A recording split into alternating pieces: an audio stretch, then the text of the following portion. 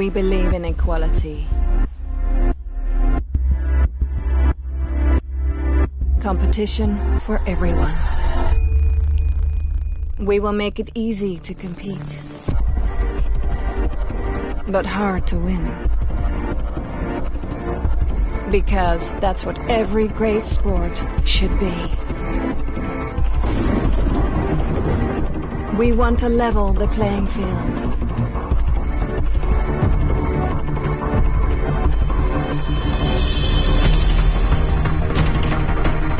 We want to find out what good actually means. Because only then can you know how good you really are.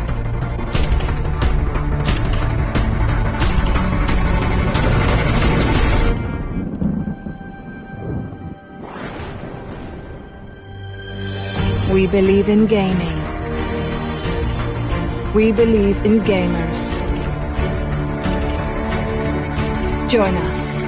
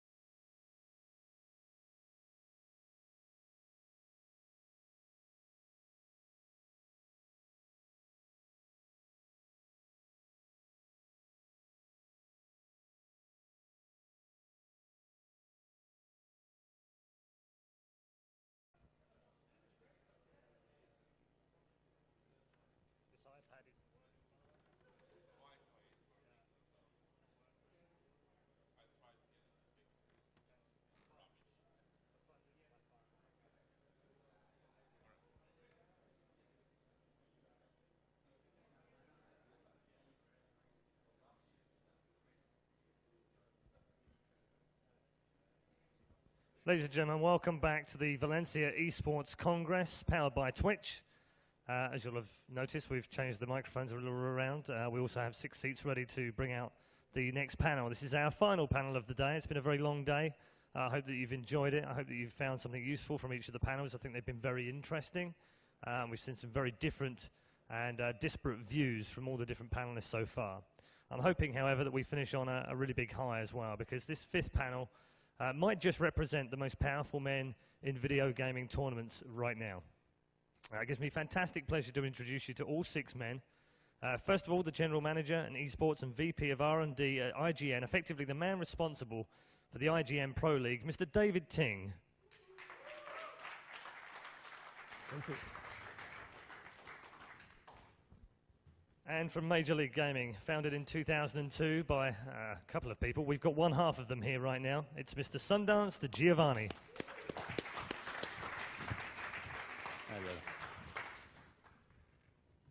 And the founder and owner of NASL, the North American Star League for StarCraft 2 in 2011, Russel Pfister.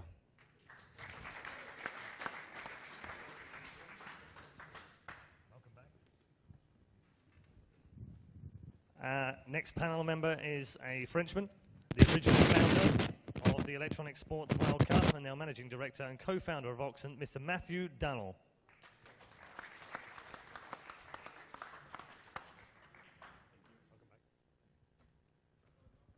Two more to go for a who's who of tournament owners and directors. Our next guest is the man who is currently CEO of Turtle Entertainment GmbH, the man behind the ESL, Mr. Ralf Reichert. Be careful, Ralf. And last but not least, they call him the boss for a good reason. He's the president at DreamHack AB for the last 6 years, Mr. Robert Ohlen. The big bad wolf. The big bad wolf. The big bad wolf. The big bad wolf. The big bad wolf.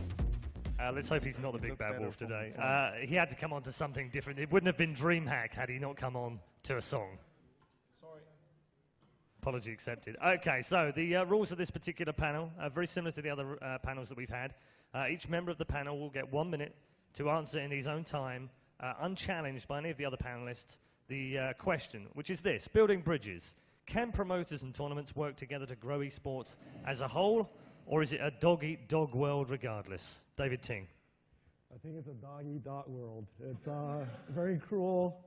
It's very hard. These gentlemen are all so good. Makes my job really, really hard. So that's why everything's so secretive, because we work against each other. Okay. Sundance? Agree, disagree? I was distracted by Russell's microphone rustling there. But I think the question was about communication. And, well, I think maybe it's me. Okay. Sorry. I get confused and distracted very easily. But anyway, I think what we've had historically in the esports scene has been difficult because people have been fighting for territory, right? And so there hasn't been a lot of communication where maybe there can be, and maybe there should be, and maybe there will be.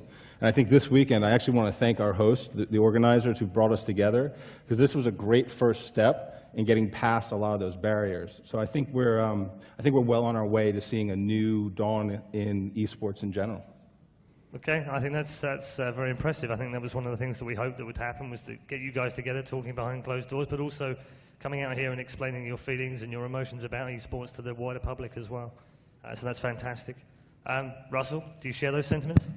Yeah, I think definitely being here in the dialogue is, helped us all see where we can work together. I mean, the basic way I think that we all benefit is the coverage.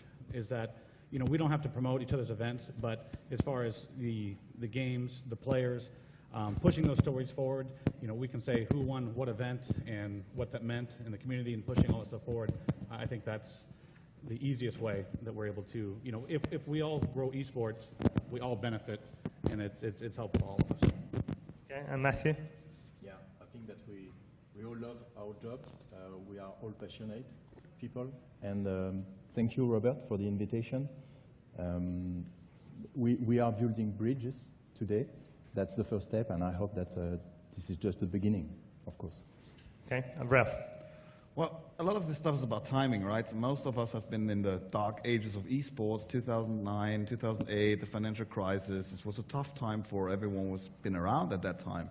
Luckily, we're sitting here in what seems to be the good ages of esports. And yeah, we need to talk a lot and plan a lot, and that's what we're here for. And thank you, Robert, for getting us here. Okay, and finally, Robert. This is a lot of kumbaya, my lord. We're not enemies, we're not friends, we're frenemies. But we're in the same universe together. So we want to make the whole cake grow. And, you know, we are all looking at each other. So what does Sundance and his guys do? What does David do? What does Ralf do? How can I, you know, borrow, beg, and steal and apply to what DreamHack does? And it goes both ways. And this conference was like, it was a void. It was needed to have a platform for everybody to meet, look each other in the eyes and say, fuck you, man.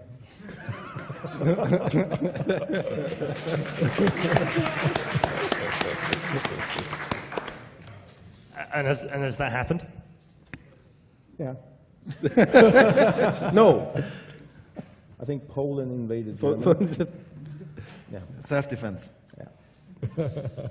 Okay. I guess the first question we should ask you all collectively, and feel free to debate this amongst yourselves, don't even pretend that I'm even here. I want you guys to just go off on a tangent with whether you want it or not. Is the question around the federation. We've had this kind of question in every panel so far. It's come up. There's been lots of different views, but you guys, I guess, are at the center of all of that. You have the tournaments, you have the sponsors, you have the money, you have the prize money. Is there any chance that all 6 of you right here, and some of the other tournaments that aren't represented here, could work together to form some kind of federation, or at least, at the very least, come to an agreement that you'll schedule tournaments reasonably throughout the year rather than all in one place? The thing is, there are way too many tournaments to schedule them well enough. I think that's actually an illusion. I mean, we're here and we talked a lot about that to improve this part, but to be brutally honest, will we have an event colliding with DreamHack Winter? And even if we talked about half a year ago. Germany. But this would always happen. This is out of our control. But to improve that, to think about that a year in advance or even longer, this is a process, and this is a process we, I think, all willing to go together. And it's the easy thing to do, to be honest. What people have to realize, like during a year, there's 52 possible weekends. Half of them are gone because of holidays and whatnots. So I have like 25. Sweden. No, in the world. Fuck you, man. 26, you know, potential weekends where you can do stuff, and there's going to be conflicts, even though it could be even scheduled conflicts. But what we've been talking behind the scenes is that you could actually, you know, feed off each other and gain more hype by promoting, and whatever. Does that lead us towards something that was raised earlier on by Simon from CBSI, which was some sort of world tour or even a Masters circuit that maybe all 6 of you would effectively have? One of your tournaments would be one of the Masters for the year, and that collectively went towards some form of world tour. Is that possible? Me? Yeah, Sundance. Well, I think that there's challenges to that. I mean, obviously, you know, I've got 2 gentlemen next to me who operate in North America. So the first thing we need to do is figure out how we want to tackle that, right? You look at Ralf. I mean, it's basically broken down, right? We have Europe. Europe. Right. We don't have Asia here at the moment, but that's also important. But from an audience perspective, we represent the majority of the available audience, right? So rather than fighting over scraps, it's how can we build something that's going to be bigger for everyone, right? And the challenge in it is because at the end of the day, Dave's running a business, Russel's running a business, and so am I. There's only so much we're going to be able to share. Right? But that doesn't mean that we can't find a place where we can work more closely and more collaboratively. And I think that's the goal. And the first part of it, and this is a big part of it, as I've been talking with Robert about, is to sit down, look each other in the eye and say, what do we want to accomplish? And we may not see eye to eye on everything, but that's the first step. And then the next step, as Dave has been saying all day, is to see what the market will bear, to see, let's have some healthy competition, but also some cooperation. And I think that the challenge is that while we have a lot of attention to the space, it's still relatively under-realized, right? There's a big fan base of very passionate people. But when you look at the majority, like for example, I'll use League of Legends as an example. 40 million people have the game. Say, you know, it has very good viewers on esports streams, but that's a small percentage of the install base. That's a challenge for us. So we have to fight that challenge of getting to the mainstream, while the challenge of building a business, while the challenge of finding weekends to operate when there isn't a DreamHack and IEM and NASL. There's a lot of shit going on, man. And then there's sponsor dollars. Dave and I are talking to the same people as Russell is, you know, all these things will sort themselves out, but the first step is something like this where we at least have the conversation and where we're not afraid. The other thing is having the confidence in what you've already built to lay it out there and say, this is what I'm willing to do. Because we won't all see eye to eye, and we shouldn't. But we should motivate, each of us should motivate the other to do better, is my belief. Yeah. Do you think there are, I mean, undoubtedly there are, but what are they, I guess is probably my question. Are there commonalities between all of you you can definitely agree on before we even walk away from Valencia? Are things like rule sets, standardizing for double elimination, for instance, banning of players, that kind of stuff? I knew where you were coming from when I raised that. But are there those issues that you could walk out of here tonight, potentially take back to your tournaments and standardize some of the things that we've been talking about all week? I don't know if it'll happen tonight. I think we're going to have a nice dinner and some more drinks. But I think that this is, again, this is a massive first step. This is like a moon landing for our space. To see the people that you have up on this stage talking together and not arguing or you know, and again, the perception of the community is much different than the reality. That's the other thing you all need to understand. Is we may not see eye to eye and we may be fighting against one another in the business space, but we're all here, we're all talking, we're all very civil. And we all have the same passion, which is to see esports grow, because we know that even though it's been around a long time, some of us have been doing it for a very long time. Some of us are new to the space because they love it. We're just at the beginning. We really are, and that's the important thing. The decisions we make now are crucial. They're critical. We have to make the right choices together, independently for our own businesses as well. So, yes, I think we're much further along, just in the last 24, 36 hours, in terms of being able to have those conversations. The power of alcohol. No, but there's one thing, I mean, a lot talks about unifying, federation, same rules, same stuff. But we're talking about esports, and you had that discussion earlier today, that it's more like an athletic thingy. And obviously, not every athletic has the same rule as the other type of athletic there is. So when we're talking about League of Legends and StarCraft, it's fundamentally not the same. It's fundamentally different. So, but you can have the same rule sets across each game or... Of course, category and all that stuff. Yeah, but the point I'm saying is it's not that easy, because then we're talking already 4 or 5 categories at least. I don't know. How hard can it be, man? I heard that you can only count to 3, so that's why I said the 5. No, of course, but I just wanted to say it's not as easy as it sounds. And it's good. It's good that MLG does some relatively experimental tournament system. Very well put, Ralph. Because that's... I'm just, for the record, we have a triple extended series for DreamHack Winter. It's a new thing. I mean, but it's a great thing to look if it works, right? Basically, what we're doing here, we're doing it for you guys. Yeah. This is, we're not doing it for us, we're doing it for you. We want to entertain you and, you know, awe you and make you go, ah, this is amazing. However, we've been like small islets in an ocean that hasn't been really interconnected. We've seen like, there's a bonfire over there. What are those guys doing? But now we're building bridges. Okay. So I just want to add something here. So a lot of the times, the reason why we don't talk is because it is very challenging running this. And we're busy. Yeah. Have you guys heard of Ventrilo? Ventrilo. Skype? Skype. We use Telegram. They use Twitter, I heard.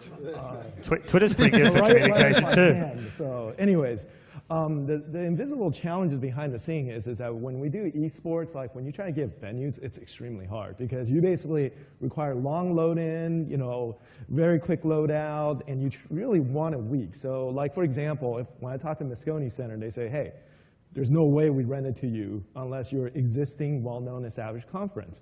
And if you want one whole week, the wait list is 3 years from now, right? So at that time, I don't even know I'm going to be in business or not, right? So I don't want to put a deposit check down for that. So this is really where the inherent conflict comes in. It's really the forces of economics behind the scene. People think that the leagues are rolling in money. Actually, you know, Simon's really right, because we're actually all operate probably at a loss right now, maybe slight profit, but it's mostly at most a break-even business right now.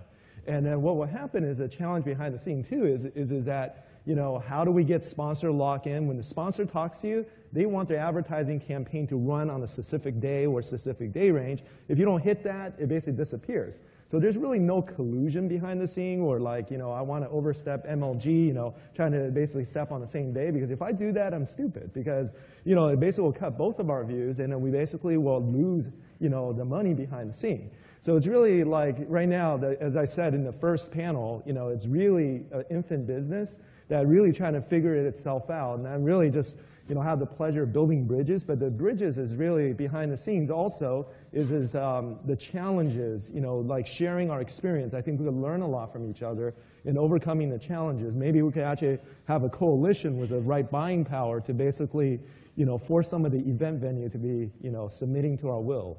Those things will actually be very powerful. David, do you think that collectively, just the six here, I mean, we're excluding career right now, and I want to make that quite clear that, you know, I think career is almost a separate thing to talk about right now, and WCG is outside of that as well. But there are other tournaments around. But just as the six people here, do you think that it's worthwhile forming some sort of tournament federation? I'm not talking about an esports global federation or anything like that, but just a collection of you six that meet regularly on a regular basis, maybe once a month over Skype or Ventrilo or whatever, that you can then discuss these kind of issues that face you every day and maybe help each other? I think it's, there's a lot of value in that. I think at least basically share, you know, a Google Calendar, you know, to start off. Yes. But the key the here, short answer is yes. How the hell do we do it? We don't know, but we're trying to figure it out. Yeah. Baby steps. Okay. Baby steps, indeed. Acorns. Okay, let's turn our attention to a couple of the burning issues right now. One of it is, I guess the question is almost null, but it's how important are mainstream sponsors for tournaments? I think you probably all answered very important. So I guess the question is more about how do you get more of those mainstream sponsors involved? Sundance, you've been particularly good at getting what we would call non-technical mainstream sponsors in. Are you able to share that knowledge with the rest of the other tournaments, or is it, as you said earlier, you're all fighting for the same guy, so you don't really want to release too much? Again, I think there's no secret. I mean, you know, again, Russell and Dave are out selling, and they're doing their jobs, and they've had the experience of seeing what people respond positively to and where the questions come in, right? And the big thing is you know, the question that you're going to be asked by somebody who's on the other side is esports real? Is this a real thing? Can I put this up on a board next to a spend against, in America, the NFL or the NBA or March Madness, right? And the answer is that it's real, but it's different, right? It's real because but it's different because it's virtual, and you're going to be getting a global audience. And a lot of these brands in North America, at least, are going to say, okay, that's great, but what about just North America, right? So you can say, well, I can get 200,000 people to watch from Asia. I don't care. Right? So there's different challenges, but at the same time, we have to balance that out with understanding the importance of growing the sport and the scene in those markets as well. I mean, we're truly digital and global, right? Which has unique challenges, but also unique opportunities in that we can use streaming, we can reach we've gotten to 175 countries, I believe, on a broadcast, and that's, I mean, that's amazing if you think about it.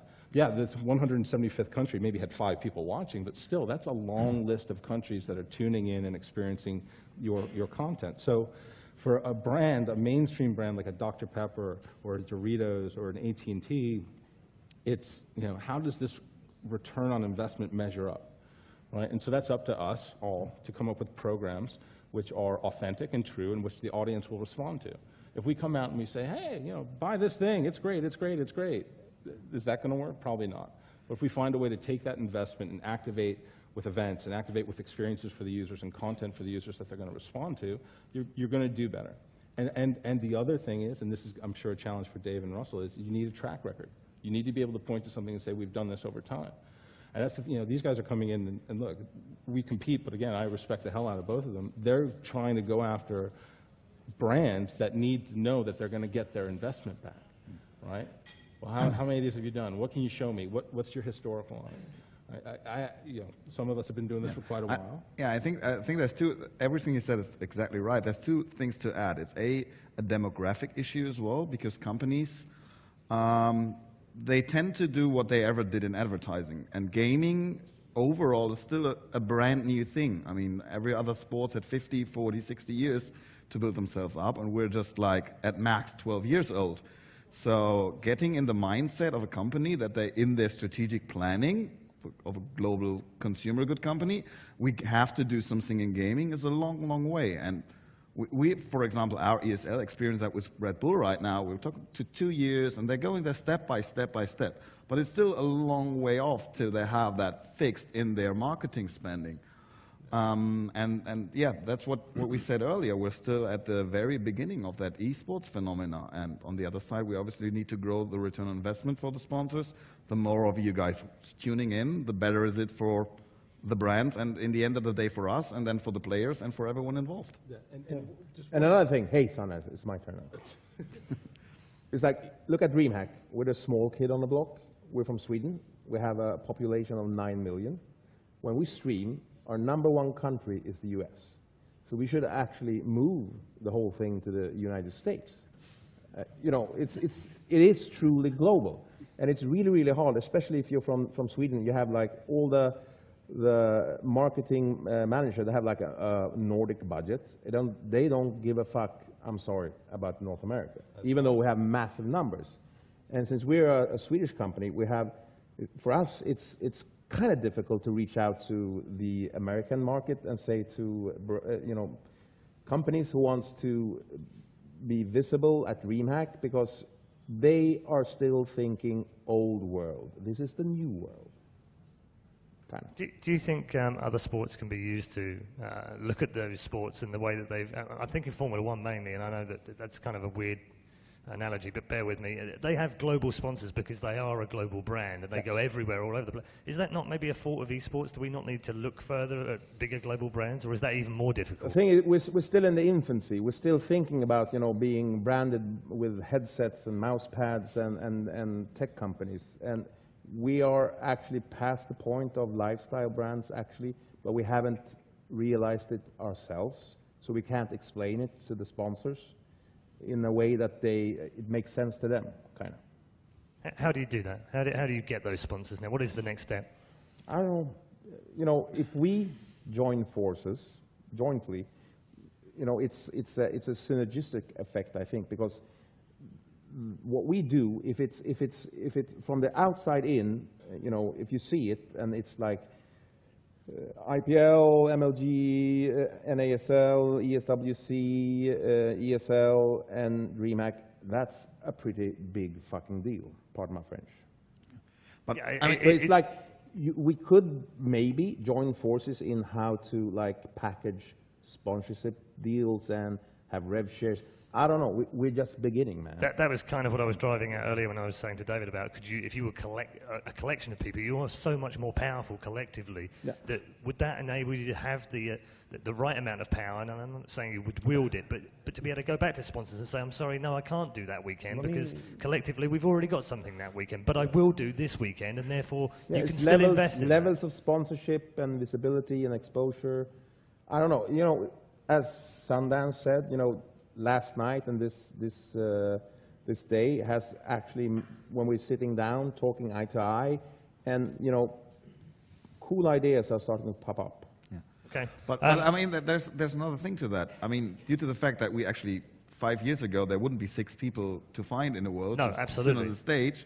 So Sundance doing a good job in the US with Dr. Pepper helps me in Europe and you in Europe to find the Dr. Peppers of Europe as well. So it's not only bad that there are 6 different companies, because they approach much more people than we would do collectively, because we would be much more bureaucratized and all that stuff. So okay. There's something good about the way it is right now as well. Sure. Yeah. So both approaches should be. And all of us, we feed off ourselves, because it's competition.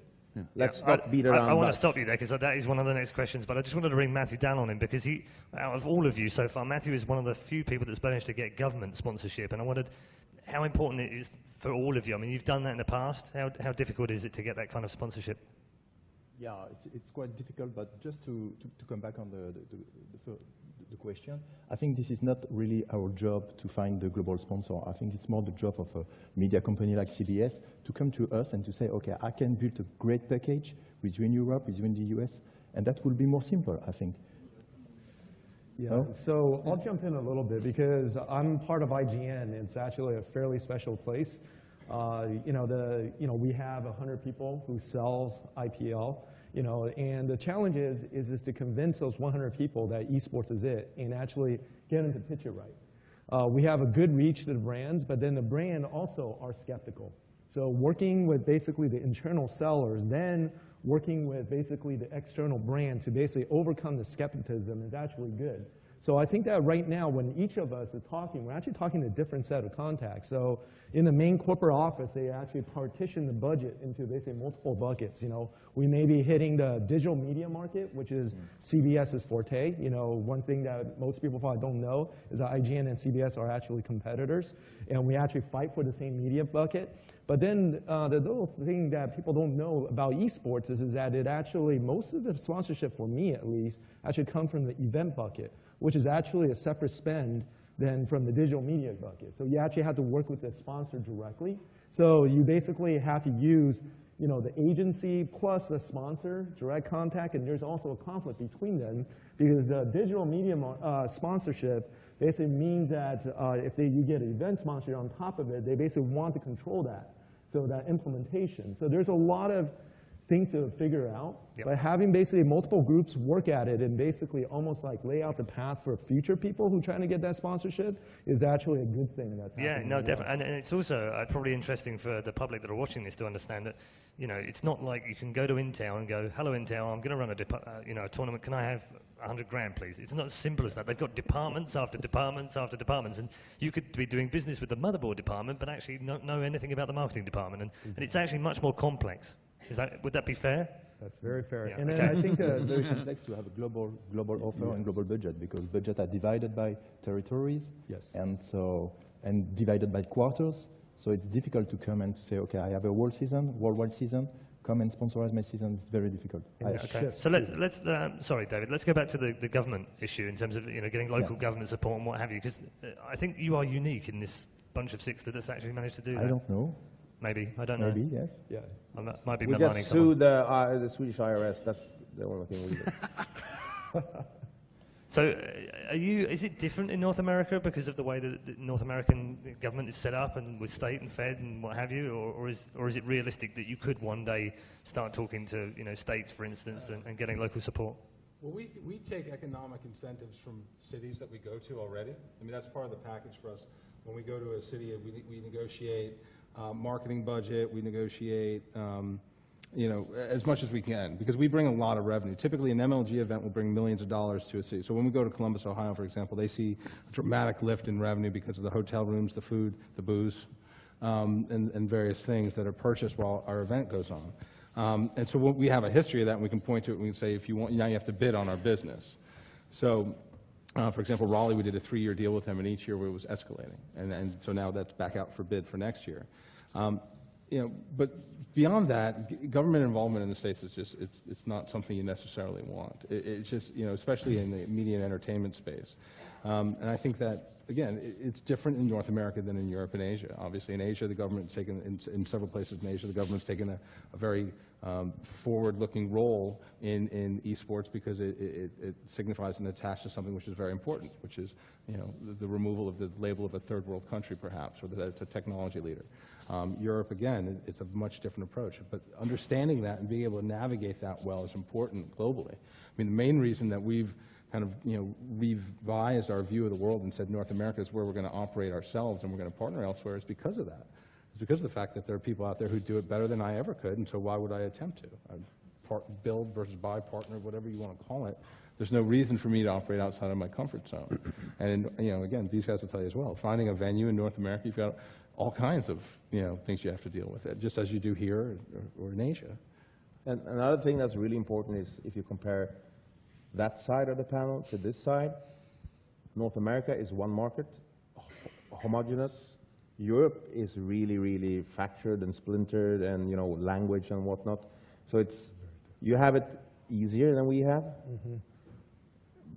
even though we're socialists. But that's a really big difference. Yeah, I think that's actually important also when you think about it from a revenue perspective and potential revenue perspective. The North American audience triggers a large amount of spending in advertising dollars. That's unified, right? When you get to Europe, suddenly it's region by region, country by country. I mean, there's a lot to think about. I mean, these guys have challenges that, we all have unique challenges based on our businesses, but geographically, there are challenges that we've all kind of grown up with and we've learned along the way that I wouldn't wish my problems on you, just as I hope you wouldn't wish yours on me, but we've figured out how to operate within those constraints and to be successful and to have growth. So the next step, again, is figuring out how to solidify that. And again, it's not necessarily, as we said, it's been thrown out there a lot, a unifying body or anything, but just this step of open communication and, you know, putting some stuff aside that's kind of inherently been in the space. Baby steps, but really, really fast. Baby steps.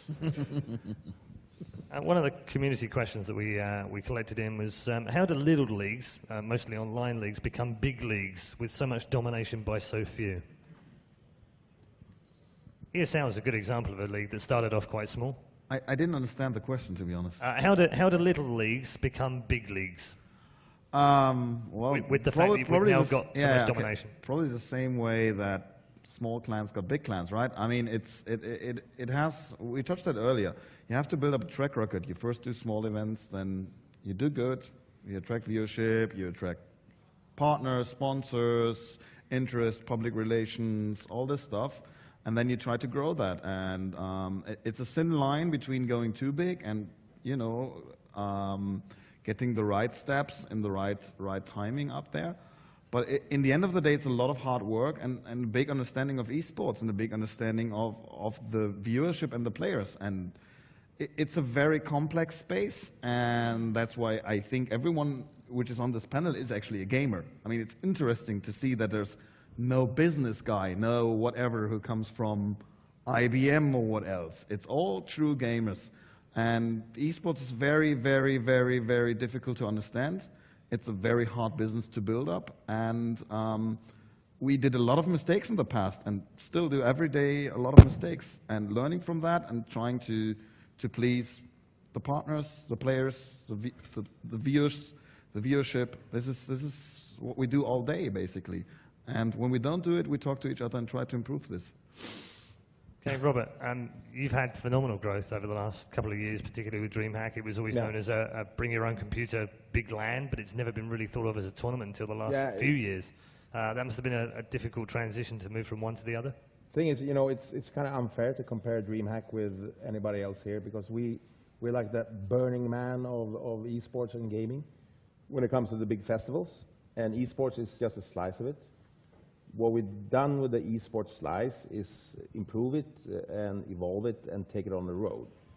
So, but when it comes to, you know, little leagues and making major leagues, what we're trying to do in Sweden now with the Swedish Championship is actually that nobody else was doing it. So DreamHack thought, okay, together with Inferno Online, which is a pretty big PC bang in Stockholm, we're trying to, you know, grow from the bottom. And, you know, what esport needs is a really solid base of, you know, amateur gamers that becomes semi-pros, that becomes pros. So it's an ecosystem that has to be nurtured like a wee baby. Does anyone else have any particularly strong advice for smaller leagues right now that are sitting out there thinking they're being dwarfed by all the big leagues and maybe they'll never get a chance to grow, Russell? I definitely think if you're a new league and you want to be pushing in, you have to, you know, be a gamer, but believe in your vision. You don't have to do exactly what everyone else is doing. Now, I mean, the community is great and will tell you exactly what they think, but, you know, having faith in your vision and pushing that forward, and listening to the community as far as how you can change that and bend things, but there's plenty of space, and everything doesn't have to be the same model, and there's enough room to, you know, with all of esports to fulfill a need that maybe someone else isn't, and that's basically pushing it as far as when you keep, I guess it's the passion for it to be able to be confident in it, because you know, when we did like, you know, picture-in-picture or things like that, they would say, well, no one's done that before, and that's crazy. Well, that's not.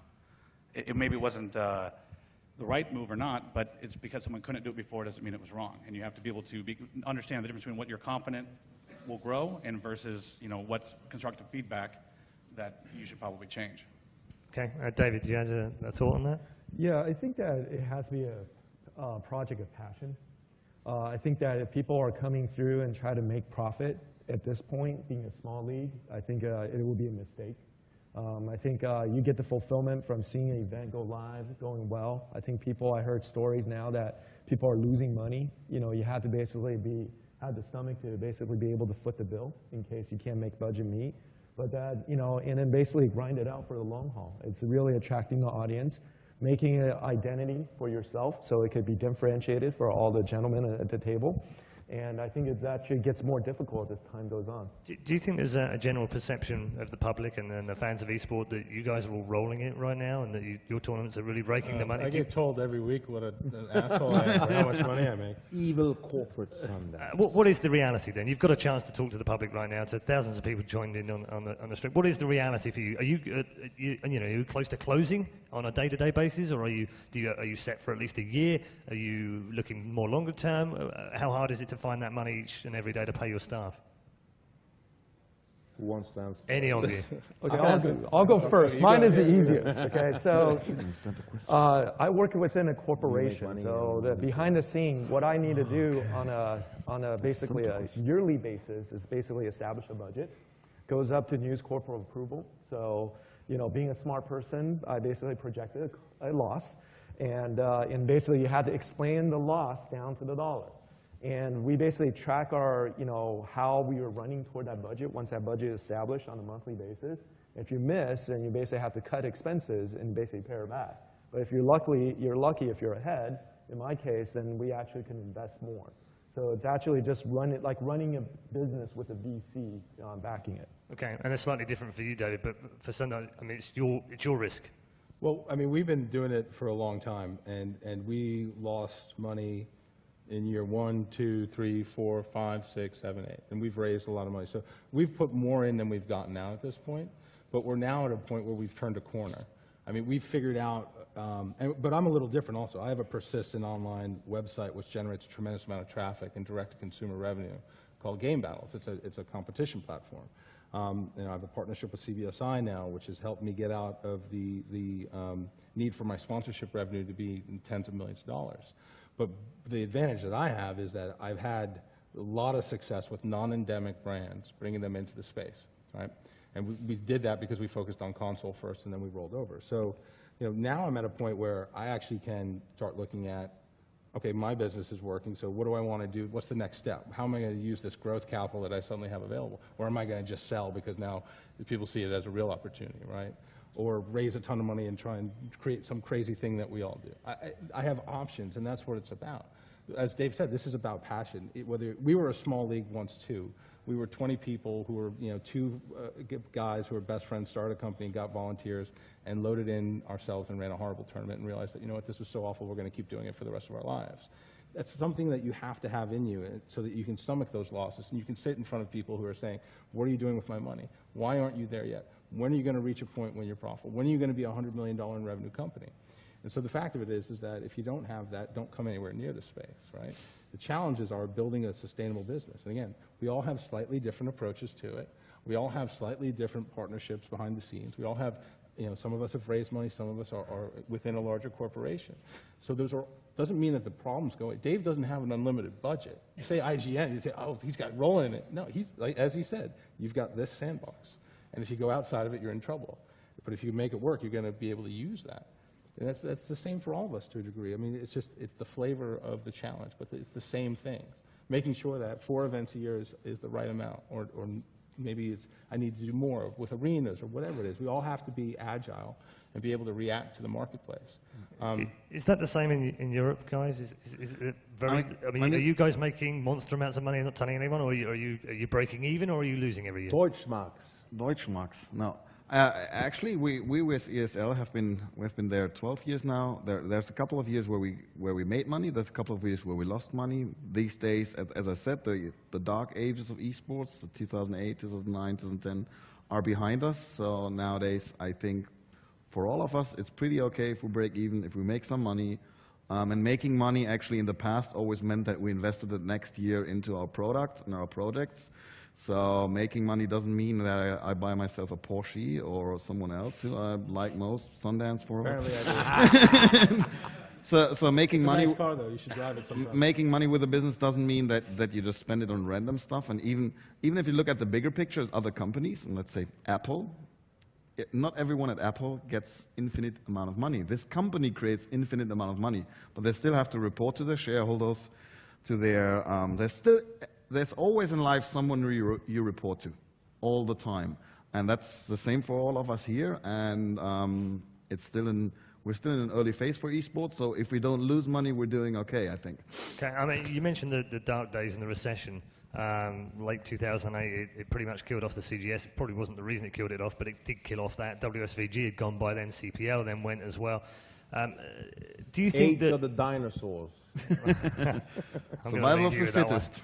But do you think that, I mean, we are obviously coming out of into recovery, as it were, and coming away from those recession days, but is it right to think that actually the marketing spend that you guys were given or allocated from sponsors is the first pot of money to go when a recession kicks in? Is that why we suffered for a little bit in 2008 and 2009? It's one of a lot to go away. Everything free, the whole system globally, everywhere just froze. Yeah.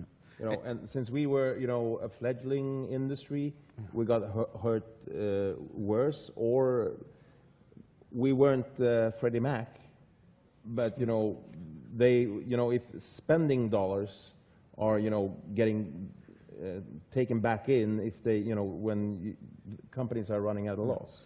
If you look at it, are you concerned at all that we may see a return? I mean, some countries haven't come out of recession at all yet, and some have gone back into recession. Are you concerned that same pot of money that you've now secured and worked hard for over the last 3 or 4 years could be taken away at any moment?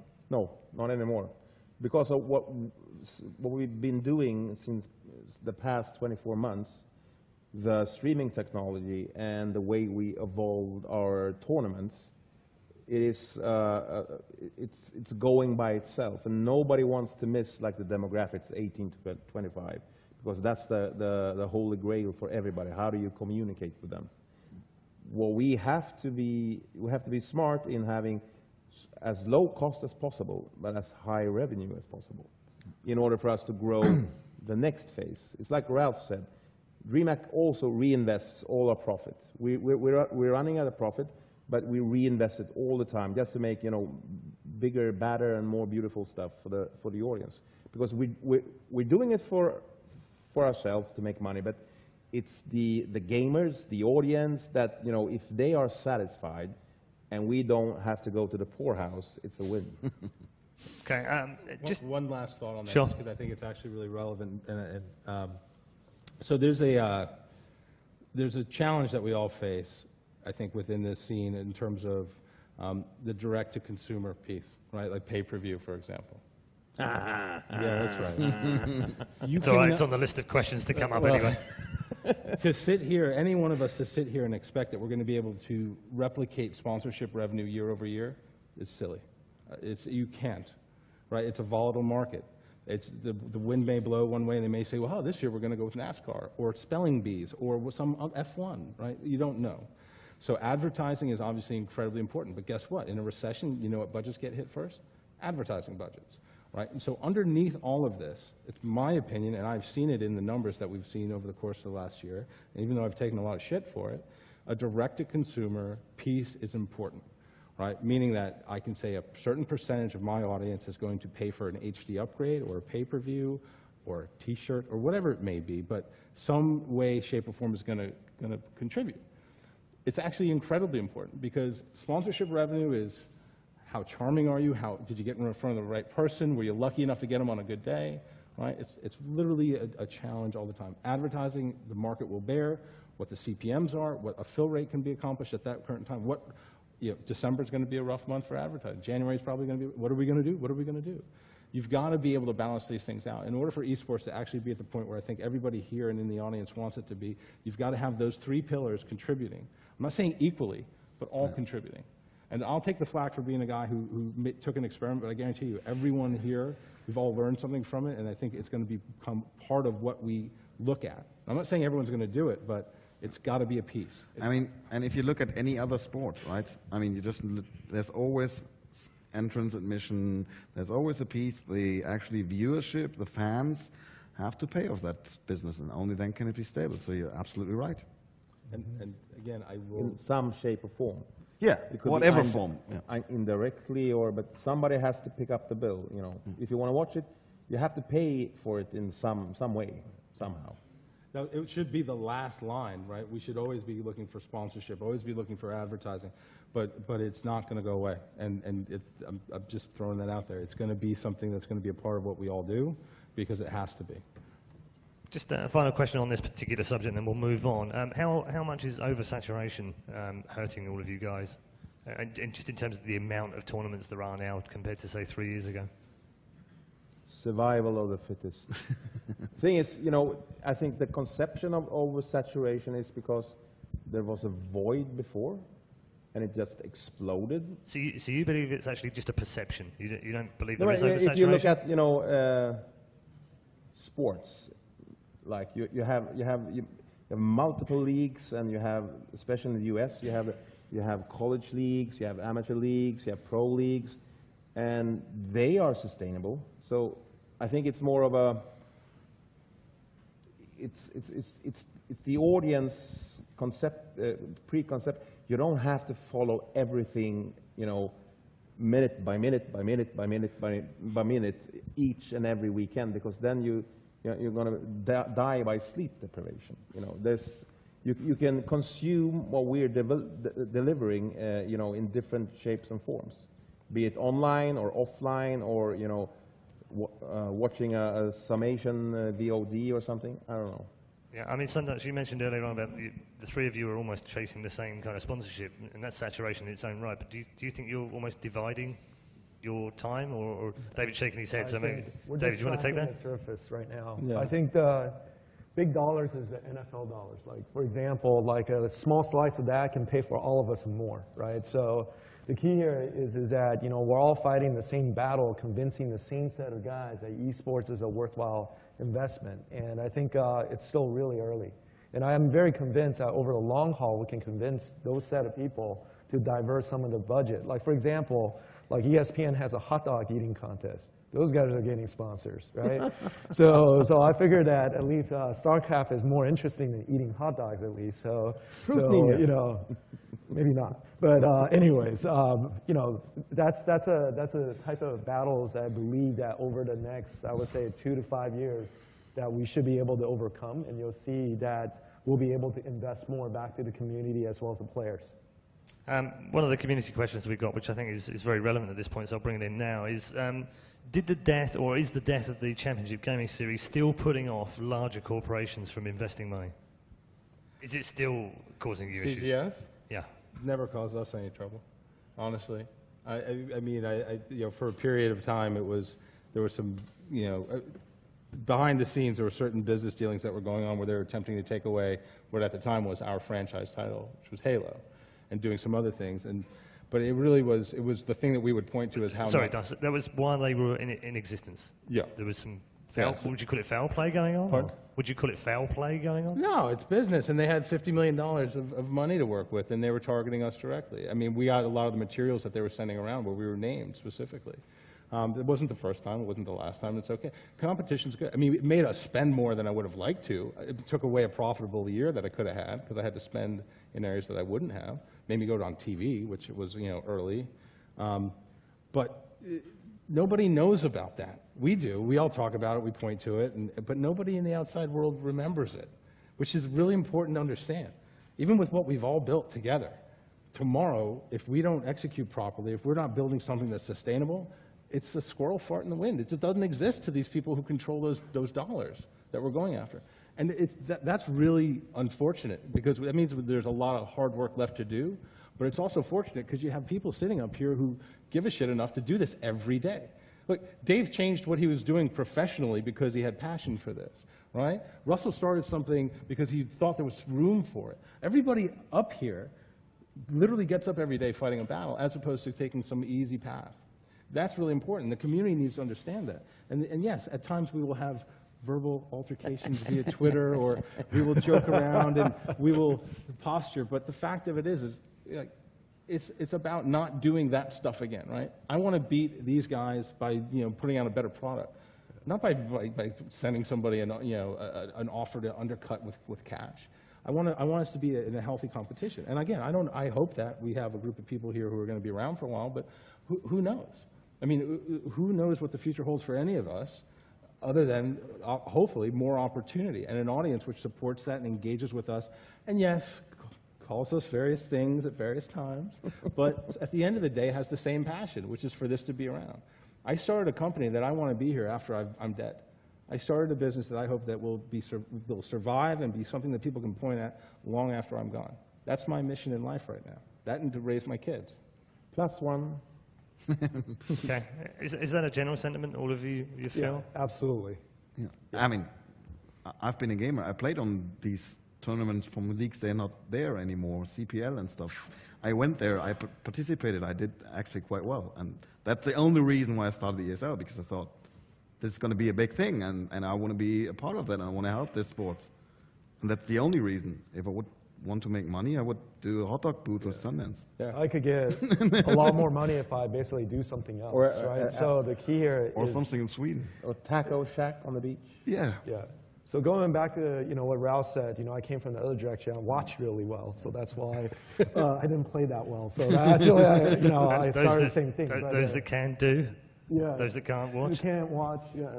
Those can't watch can start, right? So anyways, yeah. So I think again, I think it's a mutual admiration because we know how hard it is right now, and I think the general perception of the community is actually they're looking into controversy, like something that we'll tweet out that maybe people analyze every word and go through all the permutation and say there's a dark thing behind this tweet, and then it just takes like a minute for you to type this thing and just send it out, right? I was drunk. Whatever it was, I was drunk. I think we're not that smart. Exactly. Okay, I want to bring you towards a much more specific kind of, Sundance is going to enjoy this one, kind of issue across esports. Many years ago, women's baseball, I think it's called softball in America, came up with what they used as their, you might want to block your ears there, came up with something called double elimination. And he's going to sleep there.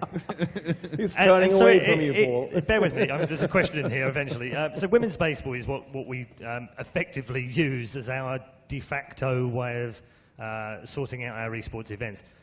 Why are we still using double elimination 15 years after Angel Munoz brought it into the CPL? And isn't it about time that we actually changed and had some sort of modern sporting regulation and structure to our tournaments? We don't. Okay. We don't. I have an answer. I have an answer for us. Really? Yes, I do. I have a real answer. There's a challenge within our business where there's the most fair on paper versus the most entertaining.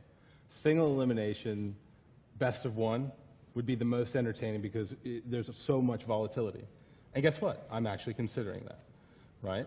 Because that'll make for good TV, quote unquote, on the internet. So what I've got to do is I've got some guys who are all about the fairness, and God bless them, but it doesn't always make for a good show. And a lot of our rules, I'll be honest with you, we've kind of grandfathered in from when we ran 4-person team shooter, where you were able to build storylines over the course of a 3-day weekend. Yeah, we get it wrong, and we make the changes, and maybe not as quickly as people would like, because we have a policy where we don't change mid-season. Right? And our seasons now are not a full year like they used to be. Remember the point stuff when in control and people were still getting seedings because of points at the first event?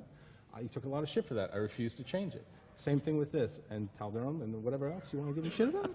We're going to play it out, but the goal is to get better. And, look, I'm famous for making mistakes, but hopefully I correct most of them over time. That's all I try to do. Okay, Matthieu, you've run the Electronic Sports World Cup on the basis of group stages into single elimination. Why didn't you go down the normal road of a double elim? Exactly for those reasons. The rules come from the community. When you go in a LAN party, you want to play a lot. So that's why in the past, we had double elimination tournament because players have had a second chance in the tournament. But we choose to make two group stage to have a right good seeding at the entrance of the final tournament in one single elimination tree. Because we always wanted to have the biggest match on stage, and if you want to make it understandable by people, it should be the issue should be on stage.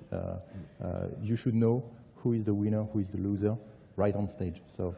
I mean, that's a great point, because every one of you has said at some point over this last 2 days, whether it be backstage or up here, that you all want to increase the amount of people that come to your tournaments, the amount of people that tune in. And surely the easiest way to do that is make it as easy as possible to understand. Yeah. I mean, it does have some legacy. Yeah, the double elimination has some legacy with the players as well, because the players really, really, really want to make the best one win. Also, in classic sports, a lot of time the luckier ones wins. And that's what players generally hate. So a lot of these nemesis come through the players, and it's, you know, the players don't like if we leagues force them to do stuff they don't like, so it's a process. And we do single elimination, I think, for a long time, couple of us. Some are considering it. And then there will come another great stuff, like the whole China thing, what the Home Story Cup did, that like the first seeded guy can pick his group, and then, you know, some of game theory stuff in there. This will be a big crowd, big discussion. We're going to try some of this stuff probably next year. But this actually, you know, comes back to what we were talking about before. How do we find the advertising dollars and whatnot? If it's too hard to explain to the audience and to the sponsors, it's going to be a hard sell. Yeah, I mean, I think generally in sports it's accepted that if you try to explain double elimination to somebody who's never seen double elimination before, it's quite hard to take it in. I know double. I don't get it anyways. I have to have like a flow chart. Right? And anyone can overcomplicate it if they want to. I mean, this half would understand NFL football, and they have a wild card system, and you have, you know, the highest seed playing the lowest seed, and anyone can take that and actually make it sound overly complicated, and where you just can't and you're follow right. it. You're absolutely right, Russell. It's easiest point, the easiest way to explain double elimination is if you lose twice, you're going home. That's it. Whereas with a single elimination, you kind of have to explain there's groups, But and they go through even it. So I take the point as well. For a casual audience, a tournament and a bracket or point system is not traditional sports. They, you know, at least in the U.S., it's you know, baseball, NBA, football. There's divisions, there's wins and losses. Who's won more than this person? So he's in first place. Okay, I get it. Now there's a playoffs. You know, there's a tournament at the end, and that's more mainstream in the U.S. You know, there's things like NASCAR and other point systems that people follow, but that's, you know, with our model, that's how wanted to do it that way. But it's different, because for an event, I don't think, you know, you really need a lot of time for a lot of group play, and a tournament bracket system makes more sense. I mean, there's just challenges to it. And what's going to happen is I think you're going to see us experiment with different systems, right? We've done point systems where then people have gotten to a certain place where they didn't show up for an event because they didn't need any more points. So I lose a fan favorite to an event, oh no, right? We've done point systems where there's been, you know, they've carried over too long. It's somewhere in between. I mean, the fact of it is that we have to think differently, right? We have to be willing to take what's familiar and apply it, but also stay true to what works. Otherwise, we're going to be criticized for not, you know, having events that are fair or where the best players win. And it's not, again, sometimes you're going to wind up with something that's not ideal. But if you look at traditional sport, there's lots of situations and scenarios like, you know, in America, for example, the college bowl system or the Major League Baseball playoffs where the first round is 3 games and the next round is 7 and then 7. There's just inconsistencies because for a lot of different reasons. You know, well, some of it is down to history. Do you think we've got enough history in esports now, maybe over the last 15 or 17 years, that actually double elim is the historical way of doing esports, and we've always done it like that? Should we do always do it? Single elim group play can also be bad. Ask DreamHack, coin toss gate. You know, because the rules I don't doubt that both sides. The rules weren't thought out, so You know, the group play just went on and on and on in order to decide who... Yeah, well, I think we've seen it in real sport as well. We saw it in the Olympics with badminton, where they were all trying to lose against each other because they didn't want to play the next seed. So we know that exists from group play. What we have to do is find a balance of competitively consistent and entertaining, right? I mean, that's what it comes down to. And I know, for example, that coming to one of my events to win it, you have to play way too many matches. Let's talk about StarCraft. You have to play way too many games. Right, I have to deal with that. It's not realistic to expect people to be on a roll for 3 days and play that many matches, and for it to be exciting, and for, to be able to package it up. And then you take the fact that 85% of the gameplay that happens at my event doesn't turn into a broadcast of any kind. Right? We've got to look at these things and see where we're expending too much effort and focus on the entertainment portion. And so, again, double elimination, it's got to be considered, but not necessarily held on to. But until we have something which is better for the advertisers, for the community, and for the players, it's what we're familiar with. It's what we know. Do you, if we liken this particular group of people to what we were talking about earlier in terms of producing some sort of Masters series, as Simon Wickham would obviously love you guys to do, that would be akin to maybe tennis or something like that, where you've all got your own tournaments, your own sponsors, your own sponsorship, your own venues and what have you. That seems reasonable to me. But the other tricky part of it is then that you'd all then have to use the same rule sets, because tennis does, for instance, and all the majors have its best of 5 sets for the men and its best of 3 for the females. Is that not what we're talking about? That's actually not the problem. It's the other way around. It's a benefit if everybody knows, if everybody uses the same rule sets. It makes life, I think, easier for everybody. But even with tennis, you play on clay, you play on Absolutely. grass, right? There's differences, and that's, again, it makes it a little bit interesting. I think what we have to find is a sandbox that we can operate in, where there's certain parameters where we can take what we need, right, and leave the things that don't work. Like, we in North America might find that there are certain things that work in Europe, for these guys that don't work for us. But as long as we can agree upon, like, the things that are available, the tools, right, the formats, then you can have that conversation. Okay, and in terms of identity, is that what part of this is about? Is about retaining your own identity and making you unique? Again, I think that we all have our own, we all have our own flair. We all have our own version of this thing.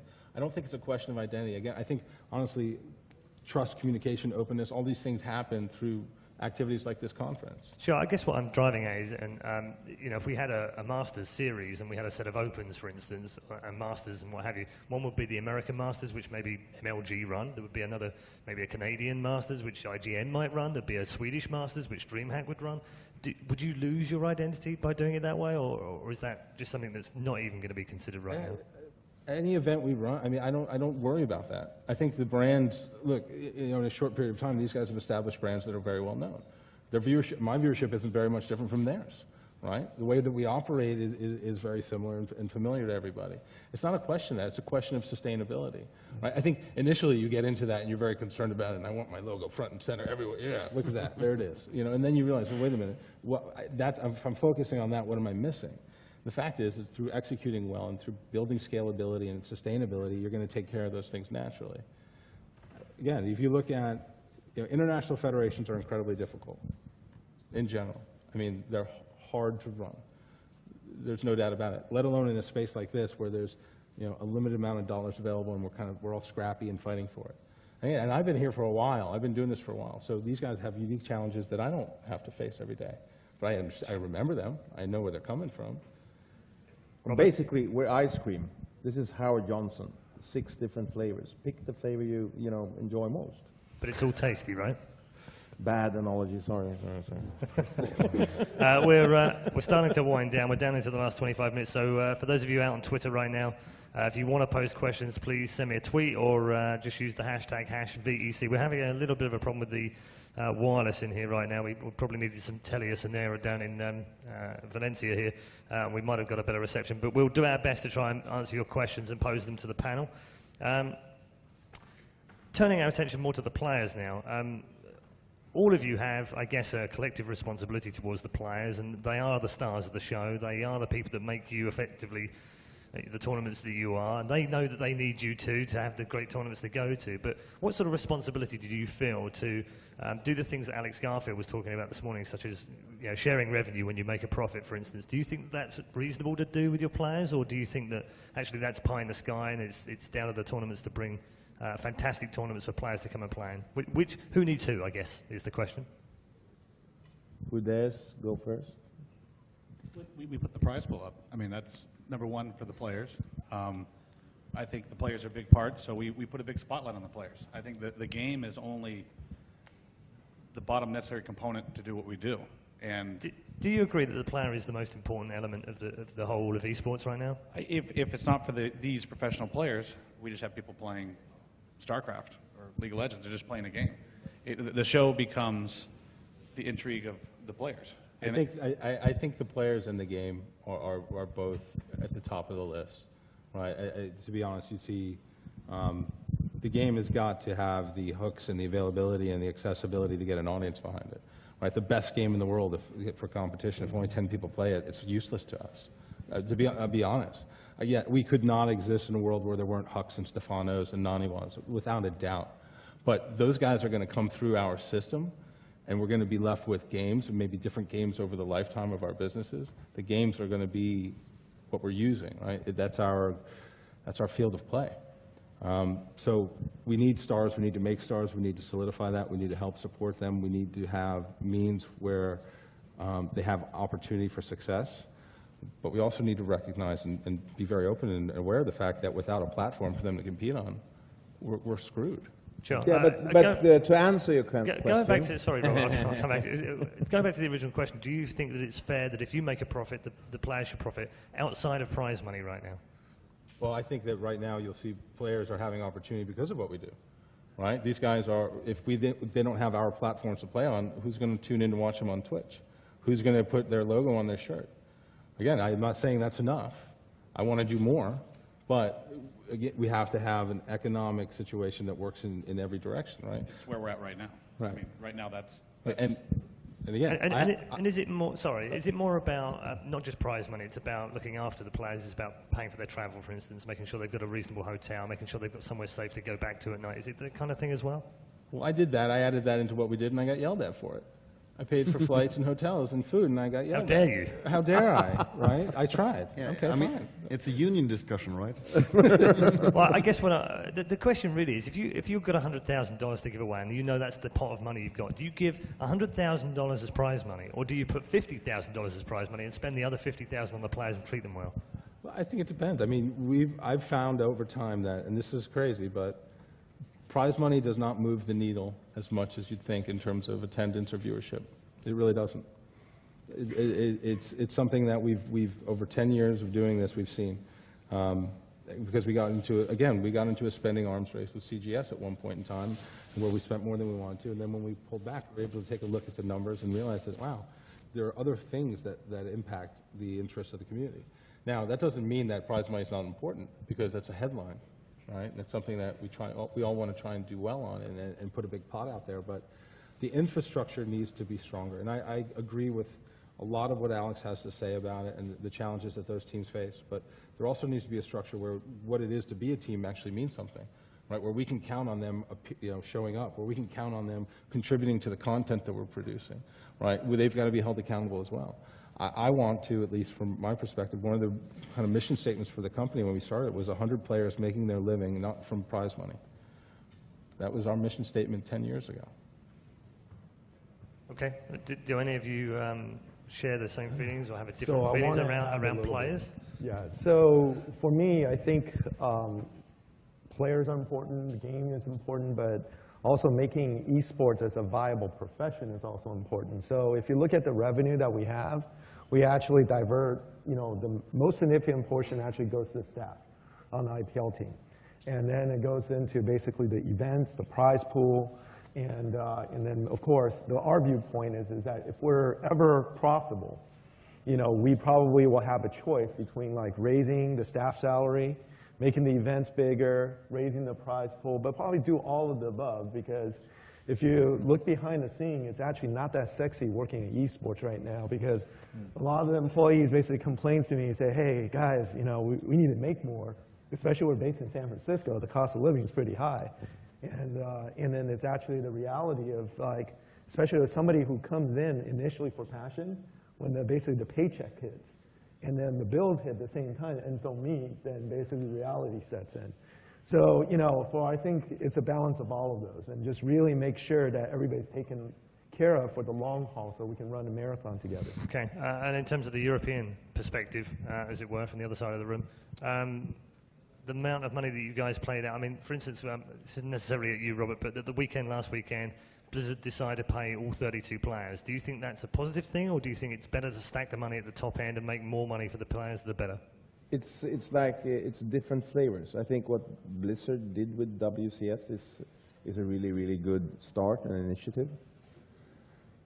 But what the audience needs to understand is that it's not easy paying out prize money.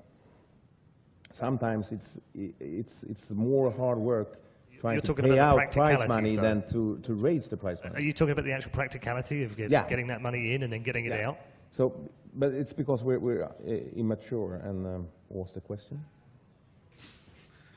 The question was what about players? Players, the distribution. I mean, yeah. In Europe, we've been. The DreamHack. We kind of, you know, we gotta get a lot of hate because we only award, especially in StarCraft 2, like the really top tier. But it's because the plan is to like build hype and build stars and get people really to, you know, want to go there and compete. And that's especially true for the open concept that we have. And we go to different places in Europe to make it easier to go there, win, gather points to go to the finals at DreamHack Winter. Do you feel less responsibility to the players in terms of making sure they're salaried and they're earning enough money to make a living? No, not less. My responsibility is not paying the player's salary. That's the team's responsibility. My responsibility is to ensure that the team can get as much revenue as possible when they play at my tournament.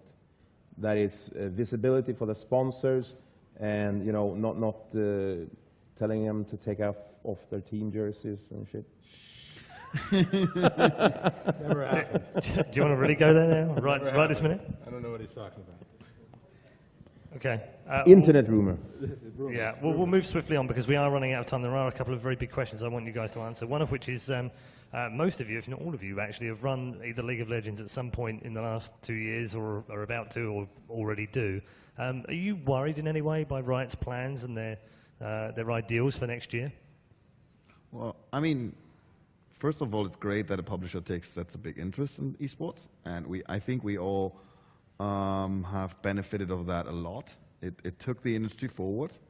Now they have a plan to do something like CGS. I didn't say that, you did. And I think we're all on different levels in deep discussion with them, and they will either way they announce that stuff and then they're going to do it. And it's a balance of power discussion, the same as with the teams, players, and whatever. If they find a format where we all can benefit from, and which is helpful for all our tournaments, then we're all going to be the most happy people in the world together. And if not, then we might not. But everyone has to do their own decisions there. And League of Legends, I mean, with IAM specifically, we've been the first to pick that up. We've been super successful. The upcoming season is going to be full of League of Legends, and hopefully the following season as well. But we don't know yet, because we're talking about that. Sure. Is that any different in North America? Well, you know, it's our relationship with Riot is good, and we've kind of held fast on certain things that the way that we want to do it. And, you know, when it doesn't go that way, you see things like our last event, which was a complete pain in the ass and not what we were hoping for. Anyway. I think it was the best PR ever. Yeah. Shut up. It was pre-planned by you and Odie, right? And Robert was actually there. He was mediating the conversation. Negotiating. But what it comes down to is that, you know, we have wonderful relationship with Blizzard. We have a wonderful relationship with Activision, with Microsoft, with 343. You know, you go down this list of people that we work with. And at the end of the day, what it has to do is it has to all make sense for them, right? And Riot has identified a way that they want to move forward. And they have brought in a lot of new thinking. A lot of new people have joined that team who have experience and who are bringing very similar ways of thinking if the place is where they were before. You're smirking. But it's got to play out. I just wondered if you meant that someone had joined Riot that used to work at another... I have no idea what you mean. Okay. But my point is, again, they're going to do what they're going to do, and what we can't hope for either way is that it's going to have a negative impact on us. We can't operate out of fear. We have to look at the opportunity. So if we're going to work with them, it's going to be different moving forward. And it's going to be hopefully on all of our terms, as opposed to they're going to come and say, this is what we want, and we will say yes or no, whether or not it works for our businesses. Because life is filled with options. There's Dota, there's All-Star, there's other things that you can look at, or you can say, you know what, that's not a category I'm going to focus on. We kept it out of an event this year because it wasn't going to happen the way we wanted it to. Okay. And if this is a trend, and it could be a trend, we don't know yet, Blizzard obviously have had the WCS this year. They're looking to bring it back in some form next year. We don't know what their plans are yet. They'll announce that shortly. If this is a trend that actually these developers and publishers want to start doing things on their own, where does that leave you guys as tournaments? But they're not doing it on their own, right? We were all involved. I mean, everyone who operated for them operated filling in gaps and helping them execute and giving them more surface area. WCS was I mean, we did it in North America, very pretty much a collection of all of you. Win, three. Win. So, but the point is that it's good for them to look at this as an opportunity to market their titles and to interact with the community. I mean, you've got guys from Blizzard here today talking to people, and because it's an important step for them as well. The future is not one where tournament organizers hopefully are organizing and making plans in the dark, but where there's more consistency and transparency on the publisher-developer side as well. We can impact the life cycle of a game, right? We can create stickiness and sustainability when given the tools. So if Riot wants to control a lot of that, that's fine. But again, if they make it all work, it'll be the first time it's all worked and been operated solely at that level by the publisher-developer. I'm not saying it can't, but they've got to deal with the stuff these guys and I all wake up with every day thinking about. I believe, and I sincerely hope that none of the guys at Riot or Valve or Blizzard are, wanting to stifle the competition, as it were, from us, and create a monoculture. Because if they try to go down that path, they are strangling themselves because they're killing esports for real, not bullshit. Because if you nuke everything in the flora and the fauna, and you have one monoculture left, nobody gives a damn. Okay, has anyone else got any other thoughts? I know that Robert and Sundance have kind of dominated that conversation. Sorry. We talked a lot. Shut up now. No, I totally agree with you. I think that esports is beyond something that is beyond the game, really. So I Did think you that really just say beyond the yeah. game?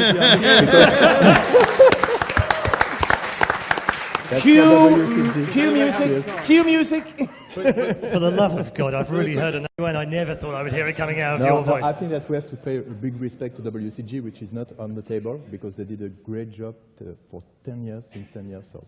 Okay, I kind of lost track there. No, sorry. What I was trying to say is that esport doesn't belong to anybody. That's something like sports that belongs to humanity somewhere. So it has. I think that it needs a third part to create the relation with the athletes, and I think that that's our role to do that.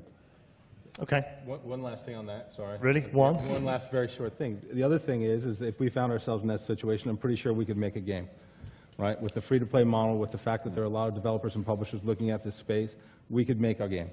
So, I mean, not that it has to come to that, but if suddenly there was barriers to our ability to execute our businesses, we're going to do what it takes to stay alive. Okay. CPL went down that route. Well, allegedly went down that route towards the Germany end. wants to speak. Yeah, I mean, then there's one more thing about this esports monoculture discussion. There's a good reason why there's a guy from Sweden, from Germany, from France, and a couple from the US here. If it would be that easy to build up that monoculture, I personally would have a long time ago, or you, or Sundance. Then one of us alone would sit here. But it's not that easy. You have a funny mustache, right? Here's a question to challenge that. Esports is much more. It's much more. It has these different layers of games, these different countries, different cultures. So I actually think that what Valve did and what Rise is trying to do and what Blizzard is trying to do actually benefits us, because they lift to a certain extent what we're doing to another level. Be it one-off, but but big impact, especially you know, old-time media loves 1 million whatever, you know, or 2 million whatever, because it's easy to put in a headline and people with, oh, $2 million? That's a lot of money. What's this? Okay. And I don't think that they are a threat to us, actually. Okay, here's the last question on this particular subject before we move on to the last one, which is, if one of you, as a tournament owner and host, is marginalized by one of these developers for whatever reason, just hypothetical question, are you all going to rush to the aid of the other one, or are you going to watch him sink? We're going to start a tournament union and do strikes. Or we're going to get game developers. Okay. I'm going to call James Toogood and kickstart his project so it goes faster. So I have my own. So you can have a game that covers all 6 of your tournaments? Would that be possible one day, do you think? Yeah, he has to work a bit harder but, you know, he's a lazy bugger, so. Yeah, no comment. Right, the final question is this, as we move into the last 5 minutes. It's a general question for all of you. I'd like to hear all of you answer as well, but I'm more than happy for you to debate, of course. Where will esports be in 10 years from now, and what will it look like? Oh. Is it an impossible question to answer? Yes and no, but then let me change the question slightly. Where would you like to see esports in 10 years from now? I want to have a joint North American, European esports championship taking place on the moon. Vision. You're not short of that, Robert. I don't think that'll represent the this. people that play on the moon, though. They need the moon population to have their own league too. I mean, at that point. The thing is, 10 years in this business is like 100 years in a normal business. Absolutely. So it's so hard. And I know that was a fair reach for the question, but where would you like to see it? Well, I mean, it's pretty simple. We all like to see it with the top sports which are out there these days to be on the level with them on all the different layers that are in there, on a classic perception of the public, on a TV level. If that's still relevant, then we want to grow it big and as big as possible. Do you think that it can rival other big sports in Europe? Well, it will. The question is when. And another thing, in 10 years' time, I hope that the players are the stars and not the goddamn administrators. Why are we fucking celebrities? Weird. We should be behind the scenes making sure that the players are the stars.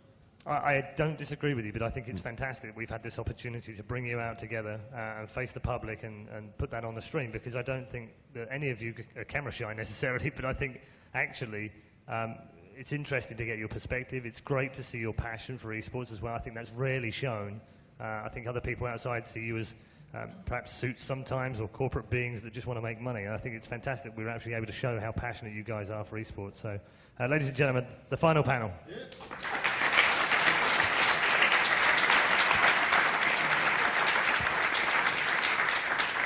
I'd just like to say a personal thank you to all of them, to David, Sundance, Russell, to Matthieu, to Ralf, and to Robert Ohlen as well for inviting everyone down. It's been a fantastic day. I hope you've enjoyed it. Make sure you leave your comments wherever you are on your communities. #VEC as well. Thank you very much, and goodbye from the Valencia